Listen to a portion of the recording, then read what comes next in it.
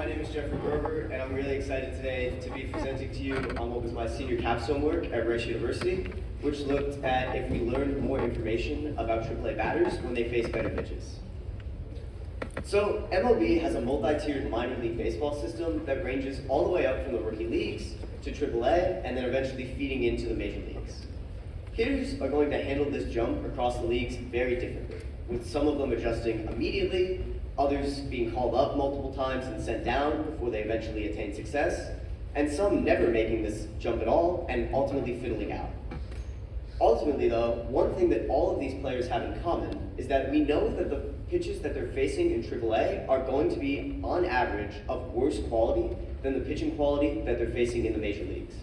However, there is definitely a significant amount of overlap, which is what we're really most interested in for this presentation. Therefore, the goal of this research was to reweight the AAA pitches that are more like MLB pitches to yield better projections of performance.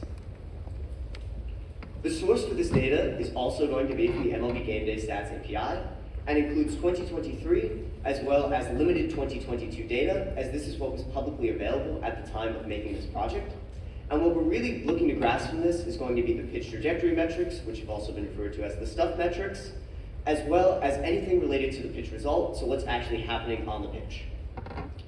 From there, all models that we're going to use throughout the project are going to be using XGBoost with cross-validation and hyperparameter tuning. But what we're really interested in gaining from these two models, or from all of these models, are these two variables. The first one being pitch value. And pitch value can be thought of as essentially the weighted average of everything that can happen on an at-bat.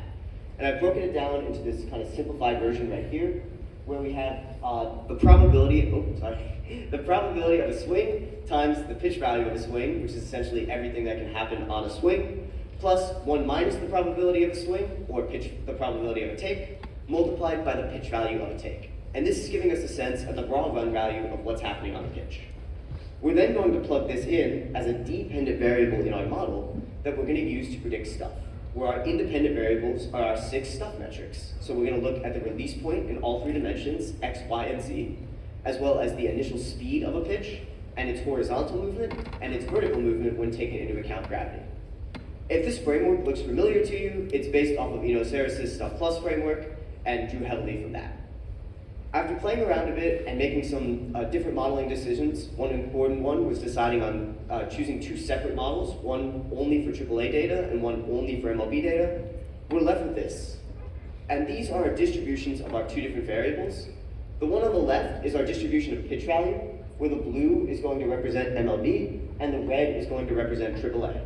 And the first thing to notice is that these pitches look very similar. Pitch value looks very similar across the board between the 2 leagues.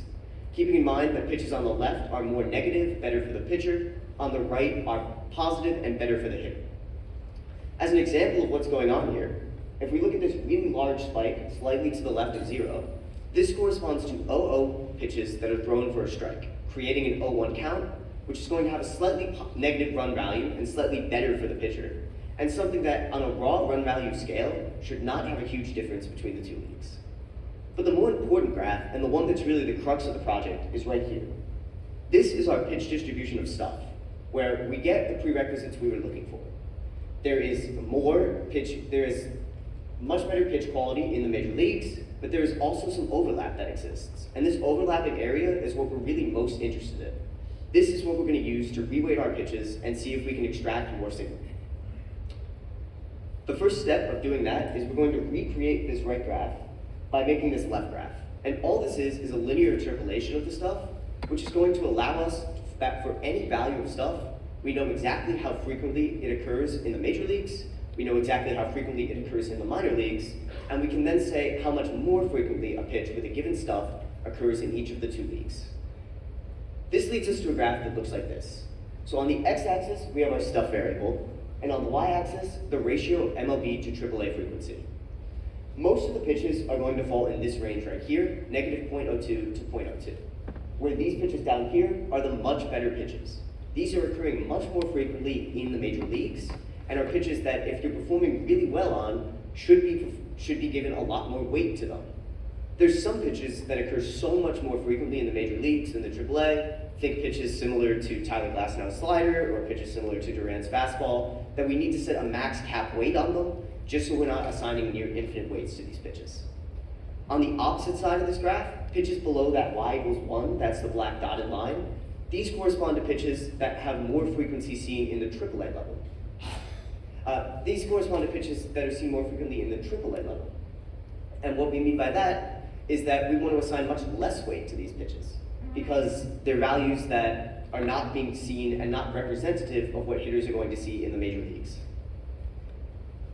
Based on these weights, the three remaining steps in the initial methodology were first to define a batting quality metric, which we actually already kind of have. If we redefine pitch value from the hitter's perspective, we get hit value. Then we want to validate our results for predictive power. We want to compare the correlations between the two, correlations between AAA batting and MLB batting to see if we can yield better predictions. And then finally, we want to tweak our results for conclusiveness, as a key assumption that I've highlighted in red here is that the results won't initially be statistically significant. However, we actually did see statistically significant results in our first go around of the models. Unfortunately, they were in the complete opposite direction that we expected from the start. What I mean by that is that we had a standard correlation when we looked at the pitches, when we did a correlation of batting performance between MLB performance and AAA performance, weighting all pitches equally, we saw a correlation attach of 0.33. But when we re-weighted our correlation pitches, so assigning more weight to those more like MLB, assigning less weight to those less like MLB, we got a correlation of 0.21, which was over 2 standard errors away from our original correlation. Therefore, the conclusion that we're drawing from this is that adjusting for the frequency of stuff in the AAA does not increase our predictive power of our predictions. So what's going on here? Why are we getting results different from what my intuition was and also from our initial hypothesis? The first thing that's happening is that we need more AAA data. As I mentioned, we currently only have 2023 and limited 2022 AAA data at the start of this project, as that's what was publicly available at the time. Fortunately, MLB is making these publicly available as well. And for those of you here that are working with teams, you also have access to this data. So you could go ahead and try this methodology for yourself and let me know if it works a little bit better. But what I will say is that I think that as the data becomes more and more publicly available, it's exciting that I have the chance to potentially revisit this opportunity and see if there is more signal that can be extracted. But the primary methodology that I think is going on is that the gambit of the methodology is failing.